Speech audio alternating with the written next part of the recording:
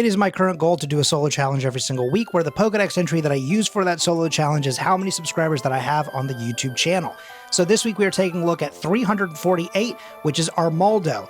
On paper, it should be a great Pokemon. It's a fossil Pokemon, which is very cool, but it also only has a 2x weakness to water, rock, and steel. So even though there's a lot of water in this generation, should still be decent, right?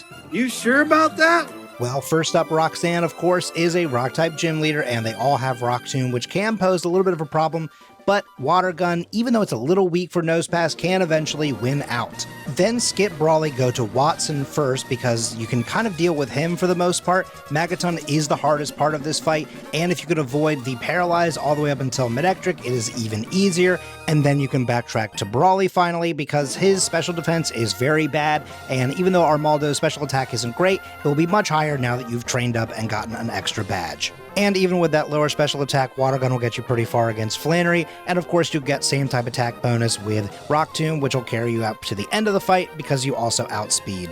Then surprising nobody, Norman is actually one of the hardest fights that I had in this entire game. Spinda is annoying just because the confusion has a lot of chip damage, and then Slacking hits like a ton of bricks. Counter is quite devastating, so having to sort of chip away with special attacks is very annoying. But if you can get past this part and all of the yawns, then Lanoon should be a given with an ancient power. Winona is next, and she is nice and easy as a flying type gym.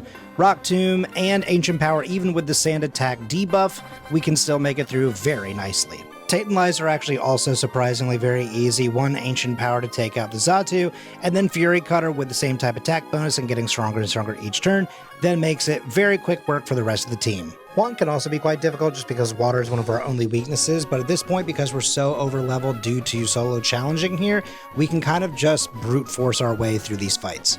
And that continues with the Elite Four. With Sydney, he's very easy just because Fury Cutter just gets stronger and stronger. One of our easiest fights. Phoebe gave me a couple of resets, mostly due to Curse, but once I avoided it, even though pressure was sucking away my PP, it was very easy to get through the rest of the fight. Glacia is classic Ice-type Elite Four person where there's still some Water-type moves, but it doesn't matter because Ancient Power crushes her entire team. Hidden Power Ice crushes through basically everybody on this team. Kingdra just goes down to 2 Ancient Powers, and then we're done. On to the champion.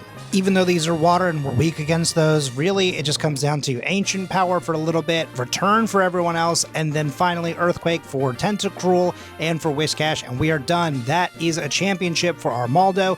Thank you so much for watching. Subscribe today and you can watch that Pokédex number go up for the next solo challenge run.